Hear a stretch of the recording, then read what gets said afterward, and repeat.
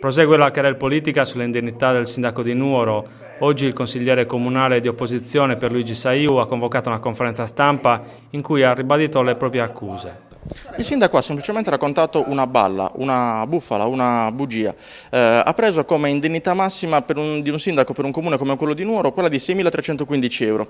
Non si è accorto però il sindaco di Nuoro che la tabella a cui ha fatto riferimento non è una tabella del 2015, è una tabella del 2006 allegata a una delibera della Giunta Friuli Venezia Giulia. Il sindaco di Nuoro ha confuso la Barbagia col Friuli. Quella è l'indennità che spetta a quei sindaci, i sindaci di una regione a statuto speciale che ha competenza esclusiva in quella materia. In Sardegna vige la disciplina nazionale e la riduzione di cui ha parlato il sindaco è una riduzione che non esiste, che non c'è, perché il sindaco di Nuoro non ha diritto a prendere un'indennità di 6.315 euro, come fanno invece i suoi colleghi del Friuli.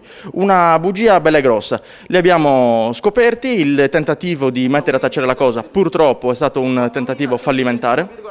La verità è venuta fuori, il sindaco dovrebbe chiedere scusa intanto ai cittadini a cui ha raccontato una bugia, cioè di essersi rotto l'indennità del 42%, dovrebbe spiegare perché la sua indennità è più alta di quella del suo predecessore e, se avesse un po' di buonsenso, provvedere nuovamente e ridurla, perché è un periodo di crisi in cui anche 200 euro in più per un amministratore pubblico stridono con le difficoltà economiche di tante famiglie.